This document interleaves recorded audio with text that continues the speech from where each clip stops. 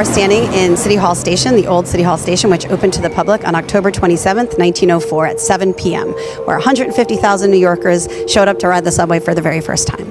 The chief architects of the original subway system were George Hines and Christopher Grant Lafarge. They had been working on the Cathedral of St. John the Divine, and they brought those kinds of church sensibilities downtown. And Hines and Lafarge really embraced this notion that came out of the Chicago World's Fair. It's a notion called City Beautiful. The idea was, and it was a hypothesis at the time, that if you built things more aesthetically pleasing, you might appeal to people's better angels and they might behave better. They designed and decorated the first 28 stations, but this is the one station where they were really able to design it. Everything else was putting a skin on the walls of these concrete boxes, but here we had an ability to actually design. You can look at the curve of the platform and say that they really amplified those curves everywhere. You have beautiful arches when you came down the stairs into the station, and then you have these incredible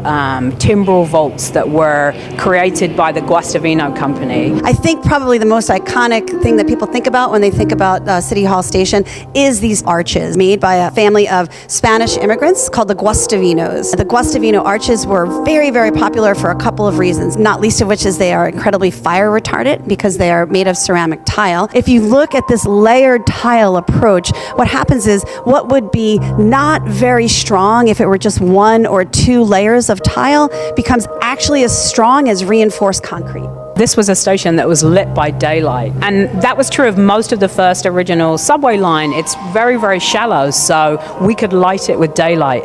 In City Hall Station, the skylights used this amazing glass called Luxfer Prism glass, and it was designed so that as the daylight shone through it, it would amplify the light so that it could fill up more space. The station closed December the 31st, 1945. By the 40s, there were so many more people living in the city and so many more people riding. We had to create longer trains. So original subway trains were 5 cars long, but by the 40s they were 10 cars long. And so we just couldn't fit trains on this looped platform.